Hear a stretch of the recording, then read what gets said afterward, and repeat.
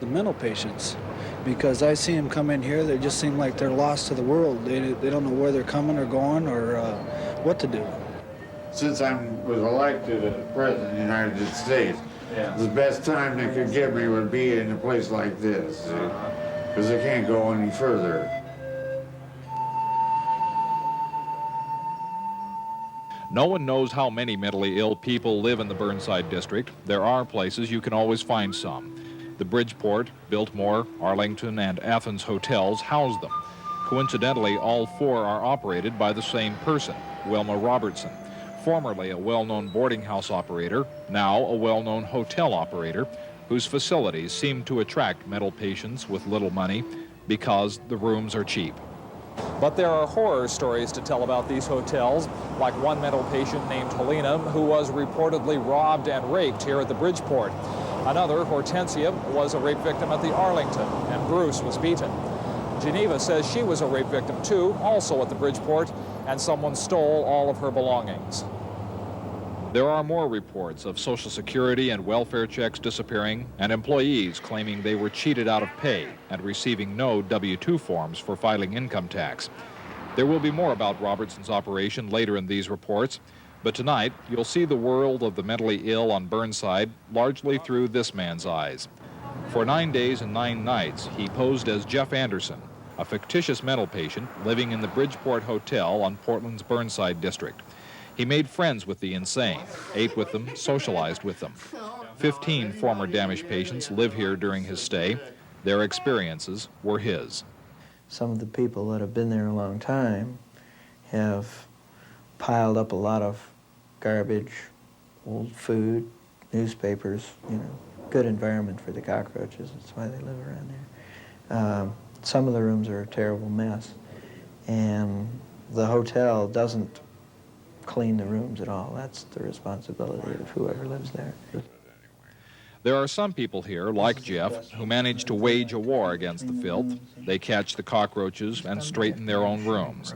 Others neither have the inclination nor the ability to care for themselves. I've been on Earth ever since 1939. Yeah. That's what I'm here for, is to clean up the planet. Food is a concern. Jeff brought home a bottle of wine, a box of crackers, and a jar of peanut butter one day. It was stolen from his room that evening. The lock on his door doesn't work. Some places like the Bridgeport feed their residents when they have food. For 2 weeks this month, the Bridgeport had only rice, potatoes, and oatmeal to serve its boarders. So the mental patients and other down and outers head for the soup lines.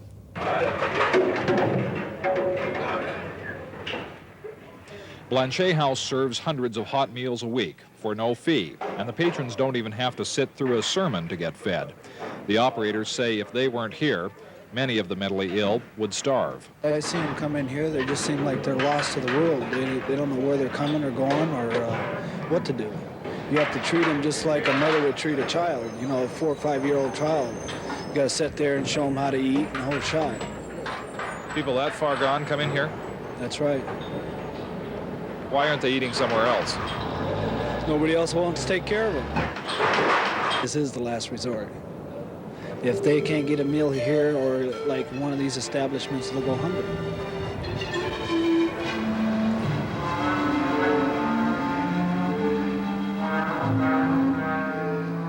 The mentally ill are often poor, but usually they have some money, often from welfare or Social Security checks. $251 was this month. Another month it's been lower than that. It's been $240. Doug is a friend of Jeff's who lives on an SSI check. He has bounced between Burnside and Dammasch for 10 years now. In Doug's case, his landlady manages his finances, although Doug doesn't know why. Do you take your check to the bank and cash it? No, she does. Who does? Wilma does, the owner of this place. Wilma Robinson. How does she get it? I sent it over to her. It comes in my name. I sent it to her. Comes in my... Well, why don't you just cash it and use the money yourself rather than her cashing it? I don't know. I haven't got the right ID or something. I don't know if I could now. But there is a way for someone unknown, even with no identification, to cash a check on Skid Row. Okay, take that to the bank. Give them that slip of paper and I'll cash that check for you. An organization called Burnside Projects, among other things, vouches for transients, alcoholics, the poor, and mental patients who can't get a bank to cash their government check. Counselors here say those who can handle their money should not trust their landlords to do it. The problem is that the clients tend not to see any of that money. And they go through the month and they have some rent, or possibly after living there for 3 or 4 days or for a week, they're evicted because they've created a nuisance, or some other excuse that the hotel management wants them out so they can put somebody else in their room. So we feel that potentially once they get their hands on the money, the client will never see it again. Then there's the danger of being jack-rolled, that is, being beaten up for your cash. A lot of that goes on the day after the welfare checks come out. If they do get jack-rolled or taken by a landlord, some mental patients join the line at the Plasma Donor Center, a place where you are paid $7 to have your blood pumped out, processed for its byproducts, then pumped back in. Some of the mentally ill make a profession of it. I mean, sometimes I had to. Well, I did because I made $17 a week just for 6 hours work, and then I could pick up cans or get a job at whatever, you know, for a while. To the extremely poor, the alone, the mentally ill, trying to find a place on the outside, even a few dollars can be very important. We're kind of left to be on our own, and it's a lonely existence. If you don't have any money in this society, people just, well, you don't have anything to do. And Does money make the difference? In a sense, for the necessities, yes. For a place to stay that's dry and comfortable, for food, and maybe a little entertainment here and there. Entertainment for some is alcohol, for others it is drugs, like it was for another of Jeff's acquaintances, a mental patient named Robert. He picked out the people and asked and finally found one and purchased a couple of joints and proceeded to smoke them. And once he got under the influence of the drug, he became less sensible. He talked about guns and helicopters and people being killed and things like that. For the chronically mentally ill, it will all eventually lead back to Dammasch.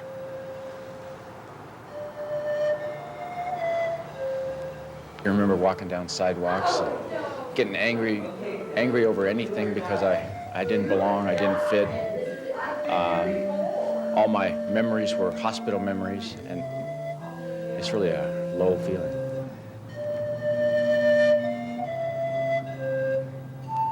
I feel like I'm never going to get ahead, you know.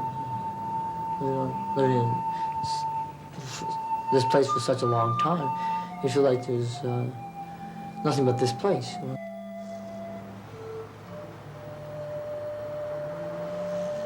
They're the absolute last resort. It's the end.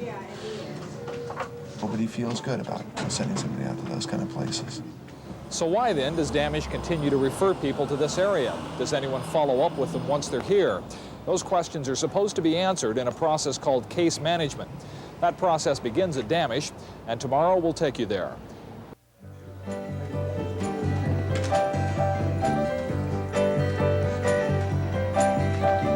Crazy John, where you gonna run to today? Usually once they release you from the hospital, unless you have some good connection somewhere, you're left on your own. Crazy John, so early to be up and away. The hospital does not have the facilities to stay involved with the patient. So how can you teach them? They didn't have programs out in the community, didn't care. Once they were released, it was somebody else's problem. So how can you reach them? But the follow-up is the responsibility of the mental health program in the community. Crazy John, you tell them what they don't want to know. Grossly underfunded for doing the kinds of things that we know need to be done. Money alone is not the problem. Talking with the desperate man, you have to be crazy John. If the legislature offered you another $5 million, would you turn it down? Not a bit. Crazy John, I want to be crazy too.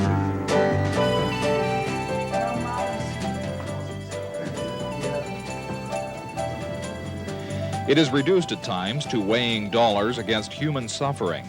And while Dammasch and other mental hospitals carefully regulate a patient's life inside the institution, sometimes they do too little to pave the way for his transition into society again, where the stresses of everyday life will test his confidence and ability to cope. Indeed, life in Dammasch can be leisurely. There are opportunities for arts and crafts and some degree of occupational therapy. But decisions here don't approach the frustrations encountered on the outside. Even the patient's diet is determined for him to an extent. We're having turkey today. Turkey, asparagus, and... But Dammasch itself is undergoing some stresses. It is losing $1.5 million, 57 staff members, and about 1/4 of its patients by July of this year. It's called the Bed Reduction Plan, all part of a process to move people out of the hospital and into the community. Not only the patients, but the hospital's dollars are making it out to the communities to help house and counsel the partially cured mentally ill. It all came about because a legislative task force didn't like the way it saw the mentally ill being dumped in urban squalor with no help from the community. When they get their bus pass and a couple of dollars for a hotel usually, and go back to the community, they usually lost. And we have now said enough of that. That can no longer happen to probably the most unfortunate population that we have in the state. We do a lot to help him in that initial process of making the transition to the community programs. Dammasch officials arranged for us to film a patient going through discharge planning. A conscientious counselor will see that the patient has a place to stay, medicine, an appointment with a county outpatient clinic, and some source of money. Okay, because with the assistance, we're going to be working with like $195 a month, plus some food stamps and a medical card, but essentially the $195 is going to have to cover everything in terms of getting in costs, okay? But as we reported yesterday, there are examples of the program failing. Medicine is mishandled by landlords, patients receive little or no contact from a counselor, and they are subjected to filth and abuse at times, all of which deteriorates his mental health and often forces a return to the hospital. The blame is often laid on the county's shoulders. What we want to do is to make some staff available to work with people in their natural environment if they're living in a cheap hotel. That cheap hotel may not be a bad place if we can help to make it a better place to live. Do you? We don't do much now because we haven't got the staff. In fairness to the Multnomah County Mental Health Department, it has borne the bulk of the problem in Oregon. In the past, Multnomah County has received 20% of the state funds available for helping mental patients, but 40% of Oregon's mentally ill live here. At least when some money was moved from Dammasch to the counties this year, Multnomah County got a bigger share this time. The county is starting to develop some centers to watch after its outpatients now. The trouble is the mentally ill hit the streets before the money did. I'm saying that you close a ward in Dammasch and then you tell the community to keep them out in the community. It can't be done at the level it was funded at. We wouldn't do that if we weren't pretty sure community support units were working. My first impression is they indeed are working. The fact of the matter is community support is not in place to the degree state mental health officials expected. When we and the Mental Health Association of Oregon reported the resulting problems to Dr. Bray, he initiated an investigation here at Dammasch of their discharge procedures. After reviewing 100 cases spread over 5 months, Bray said one of the most disturbing problems was the lack of record keeping here. Often when a patient was discharged, the records did not reflect what preparations were made for his re-entry into the community. Even the details of where the patient was to be living were either ignored or not recorded. The survey of the records showed these figures. 22% had group or foster homes to live in.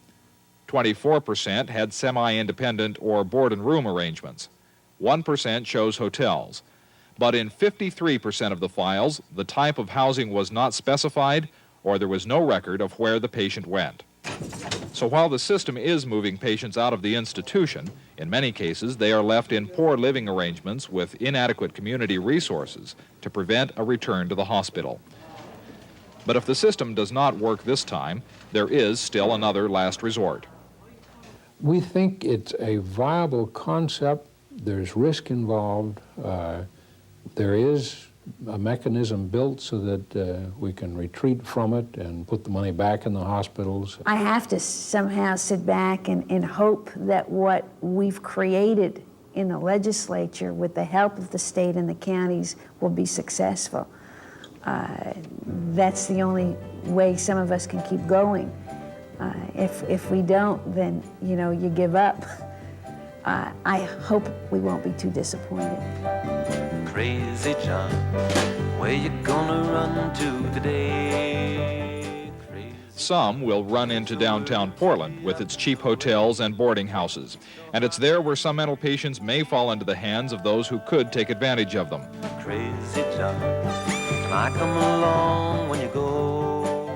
Tomorrow we'll take you on an undercover tour of illegally run housing for the mentally ill.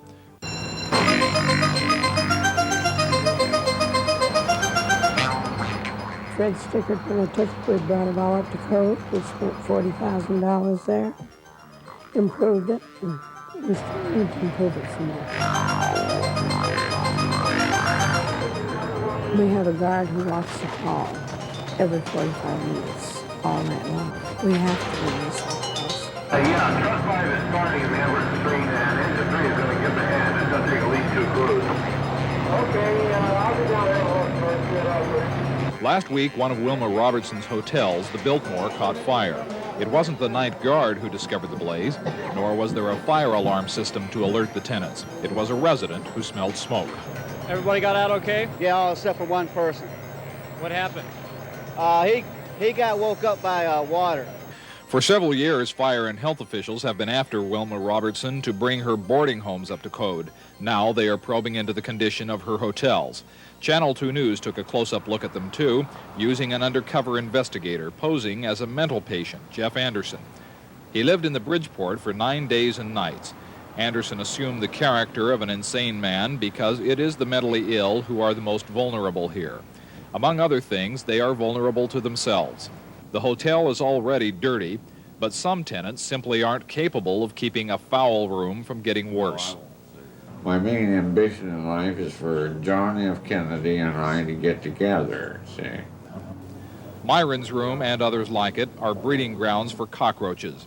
Our investigator found plenty of evidence that the bugs infested the hotel, although landlady Wilma Robertson claims her clerks enforce cleanliness. Mr. Hunter and his wife go in and clean his room. They have to clean their rooms. They have to do all their basic skills. They have to do that. He sees that they do that. While cockroaches may not be criminal, the State Board of Medical Examiners says the Bridgeport's handling of medicine is against the law. Before he registered at the Bridgeport, we issued investigator Anderson 2 bottles of phony pills, one labeled Thorazine, the other lithium. Both are strong medications used for treating the mentally ill. The next day, Anderson managed to accidentally lose his medicines. I left it in the cafe one day, and it was picked up by the cook and turned over to the desk. The clerks kept his pills locked up in a cash drawer along with other mental patients' medicines.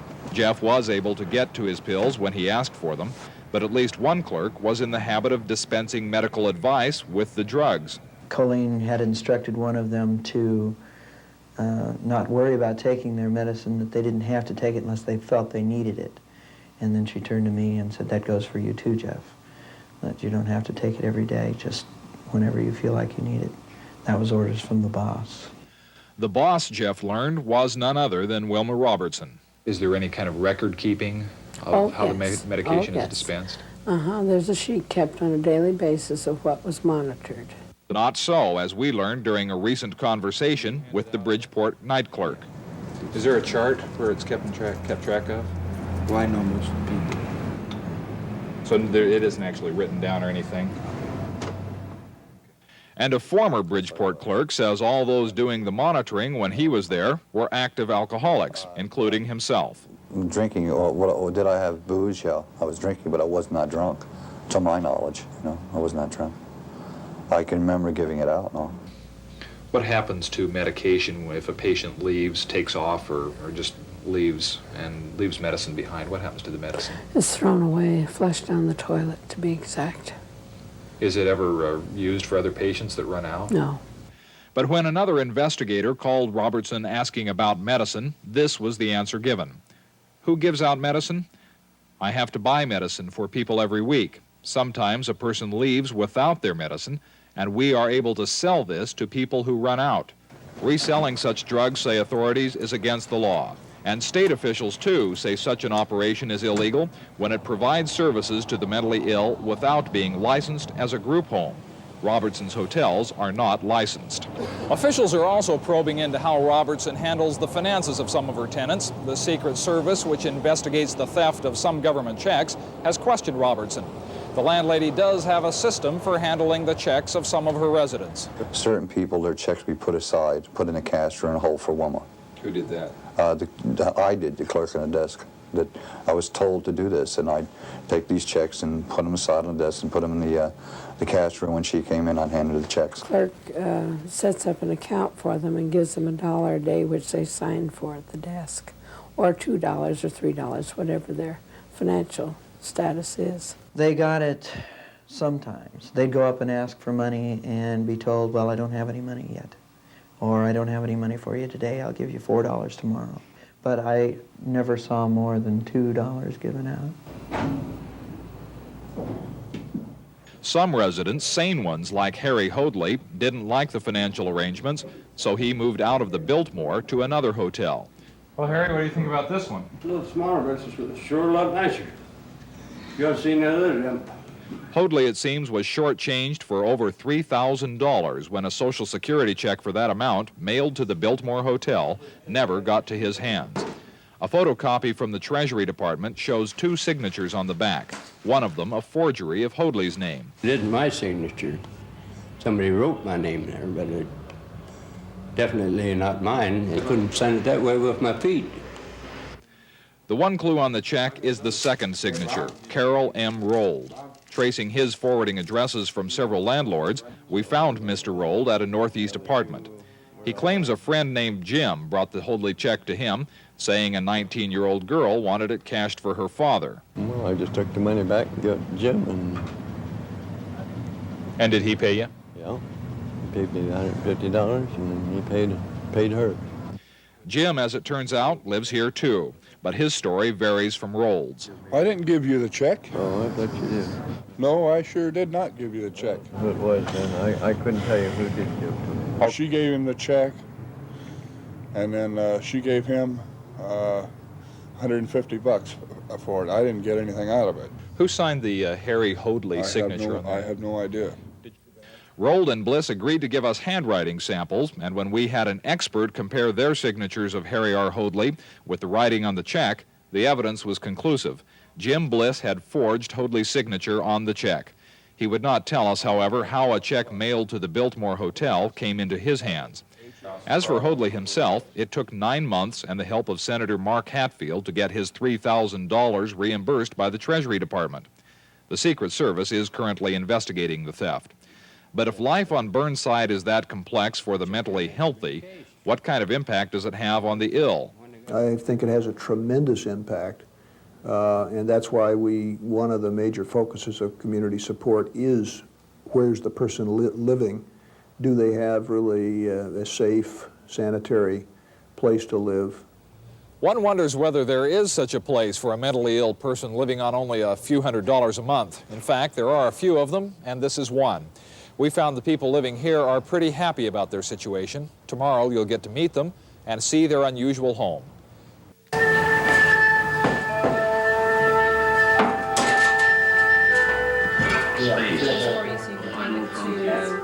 We have a doctor's appointment next week, so you can take it to the doctor's appointment. Our theory is whatever works, we utilize. They get after you, and sometimes you can do it on your That own. means the floor has to be mopped and the clothes have to be put away.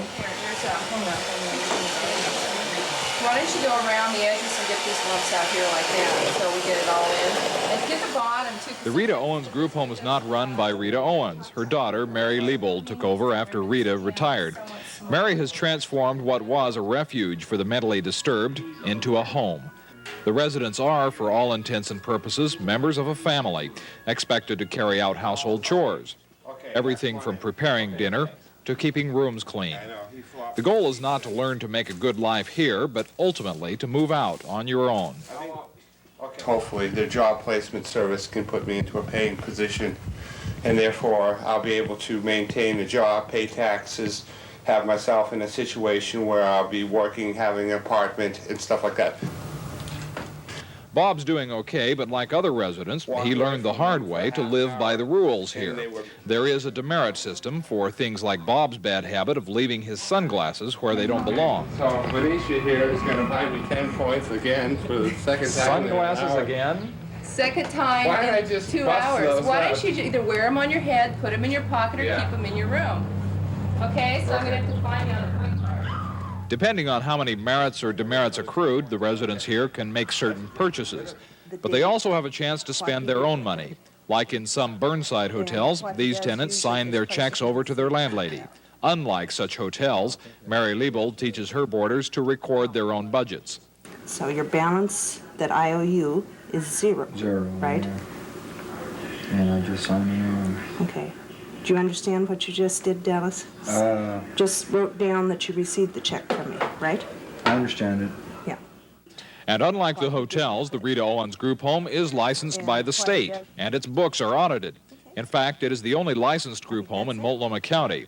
And because it conforms to state regulations, federal and county sources supply half of the money the group home needs to operate. Though Liebold believes group homes are not the only answer to the dilemmas of the chronically mentally ill, she says these men, at least, have a chance here they wouldn't get elsewhere. They would not make it in the community on their own if they were turned into a hotel. They need a lot of support, and they can make it. They can eventually live in the community on their own, but not without the support to help them transitionalize from the hospital into the community.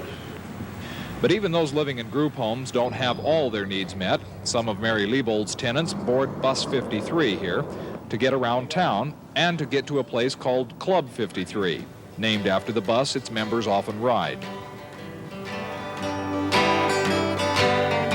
People coming out of hospitals aren't necessarily completely cured, but they are to a point to where they can get along with bare necessities. I've been in the revolving door syndrome, and I found that this agency has taken me out of it. Club 53 is operated by an outfit called Friendly House. It is supported by charity, getting no state or federal funds. Here, members play music for each other and enjoy other forms of recreation. It provides a mellow place to escape from a hectic world, and once a week, breakfast. Ann Bethune is the club's coordinator. What do they gain here? I think they gain a place to be where they feel accepted and a place to have contact and to relate to other people, a place where people care and they listen.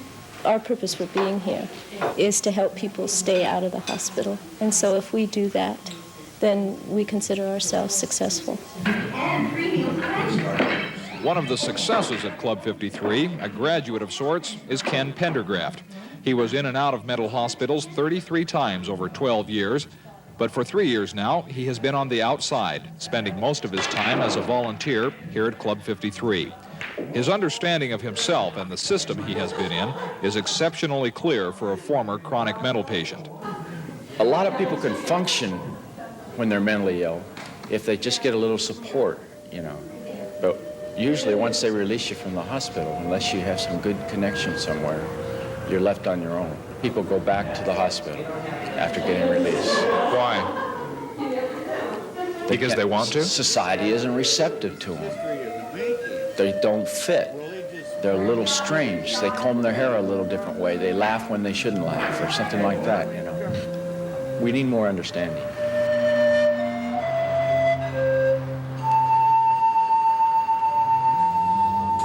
It's difficult enough to diagnose what is going wrong in mental health, more difficult to prescribe the right treatment for the ailing bureaucracy. Some say the cure is more money. Others believe the community must have more group homes and other housing to take people out of the Skid Row hotels. And while some changes have been legislated, mental health officials say it will be months at least before the medicine begins to cure the system. Randy Ripplinger reporting, Channel 2 News.